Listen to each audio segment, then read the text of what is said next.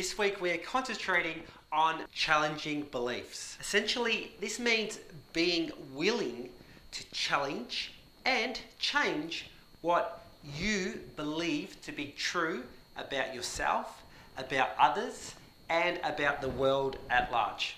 So why is it so important to challenge our beliefs? It's important because your entire reality is a direct reflection of what you believe to be true. In fact, science shows us that we spend around 95% of each day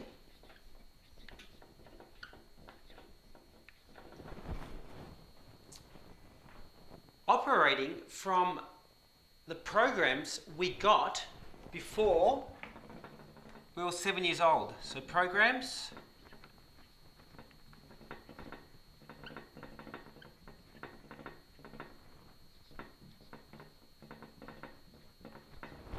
before we were 7 years old.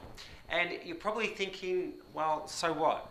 Well, psychologists have told us that 70% of these programs are 70% of these programs are negative. They're disempowering,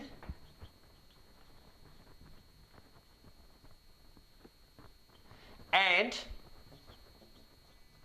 self-sabotaging, otherwise known as self-limiting beliefs. Okay? And so when you do the math and you see that 70% of your thoughts, right, so 70% of your thoughts, a little stick man here, 70% of these thoughts are, well, they're all negative, aren't they?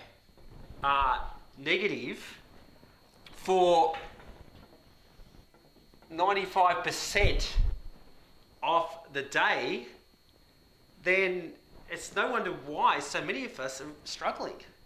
And if you can relate to this, then what you need to know is that your life is not a struggle because the world is not giving you what you want.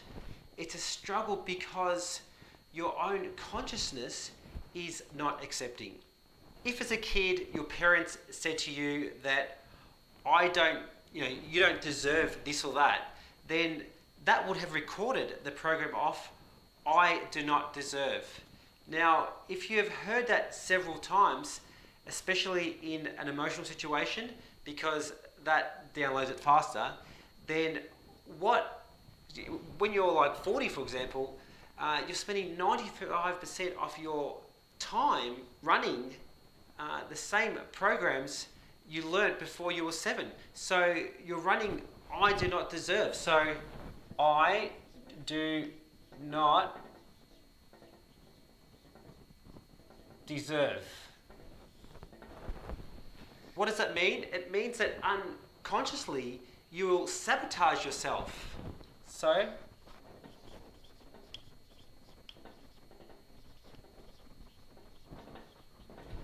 you will sabotage yourself to make sure that the program's correct.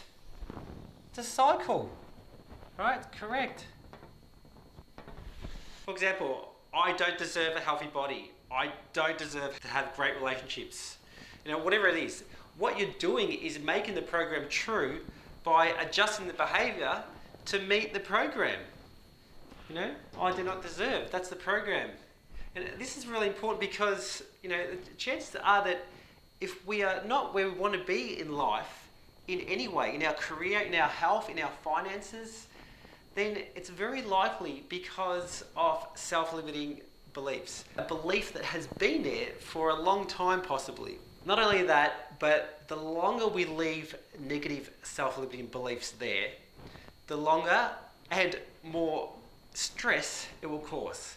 The result being that it shuts off growth of new cells, whilst at the same time shutting down your entire immune system. This doesn't only possibly result in catching colds more often or an inability to lose weight, but can also lead to more serious illness and disease within the body, such as autoimmune dysfunction and cancers. It's no wonder why up to 90% of visits to a doctor are stress related. And so thoughts, be it negative or positive, shape our biology. And so it's very important to wake up and let go of any beliefs or thought patterns that are negative or which no longer serve us, because they are manifesting a negative life experience, both in terms of the quality of life and in our health and our well-being.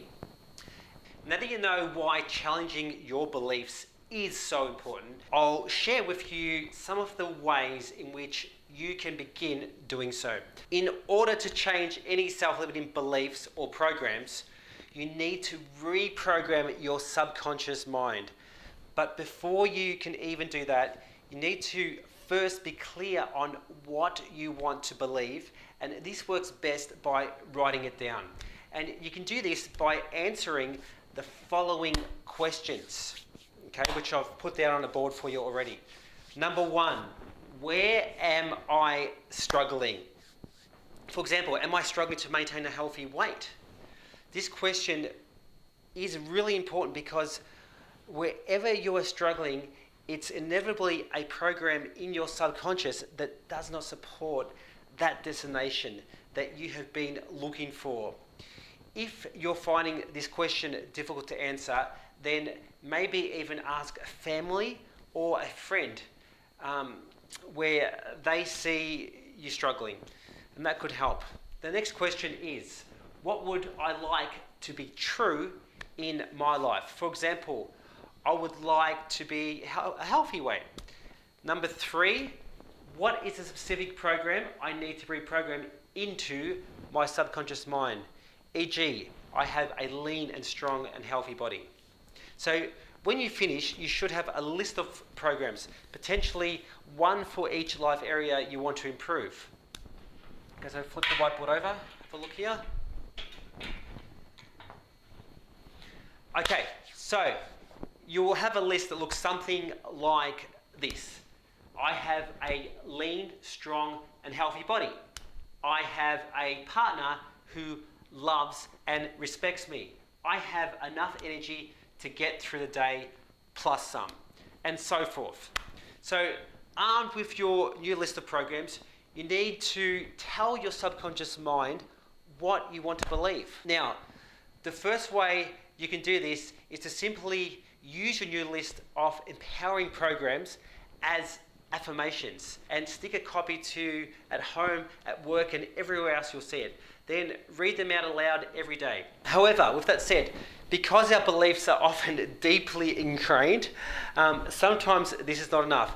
And so in order for your new programs to really sink into your subconscious mind, there are two things that you need to do. Okay, so number one, be in a state of hypnosis. No, you don't need to see a hypnotherapist, because every night when you go to bed, just when you're falling off into sleep, nice and cozy, consciousness is disconnecting. And the next period of your brain operation, when your consciousness is disconnected, is theta, which is the same state the brain is in during the first 7 years of a child's life. That's why the most beliefs are formed at this time. And the second thing you need to do is repetition, okay? Practice. So just like learning how to do anything in life, think of the alphabet. It took you a while to learn it, but once you did, then you didn't have to go back and learn it again because you just knew it. We've all heard the phrase, fake it until you make it, right? Well, it's true. So if you tell yourself something enough, then eventually you're going to believe it, because through repetition, you are talking to your subconscious mind, okay? And once you believe it, then you don't have to say it again. And so in order to incorporate both of these two things, the best thing to do is to record it onto your phone with some headphones, your list of programs. So record your list of programs onto your phone. The one program you most want to change for now, you don't have to worry about doing all of them. And it's up to you when you do this, but when you record it, you want to speak slowly It might be I have a lean, strong, and healthy body, and I record that. And then all you want to do is, when you go to sleep at night, you want to play these programs on repeat. So as soon as your conscious mind disconnects, that program is playing. Not into your conscious mind, that's shut off. It's now going straight into your subconscious mind. And this is called auto-hypnosis. And so this is how you challenge and change any beliefs which no longer serve you. So remember, a big part of living true includes remaining flexible in your beliefs, and in doing so, letting go of any self-limiting beliefs that no longer serve you. If you can do this, then you'll be well on your way to living a healthier and happier life. So believe big and live big, but most importantly, believe in yourself, and you will be unstoppable. So let me ask you this: how flexible are you in changing your beliefs? If you're still having trouble answering this question, however, then I just want you to remember that beliefs are simply what we believe to be true, according to our perception of our experiences. This could be beliefs around career, around finances, around relationships, around faith, yourself, the world at large, or anything else. For example, a belief around relationships could be, I need a partner to complete me. Or a belief around finances could be, it's impossible to make money doing what you love. Being flexible in changing your beliefs means being willing to analyze every belief you have, especially any negative beliefs, which are often the ones that hold you back from living your best life. It also means changing any beliefs which is not in your best interest, whether you are aware of it or not. It also means challenging any belief which has been formed on your own accord or been passed onto you by your parents, your family, your friends, or others. It means to look at what the science tells you and compare that to what you believe, then make adjustments in what you believe to be true.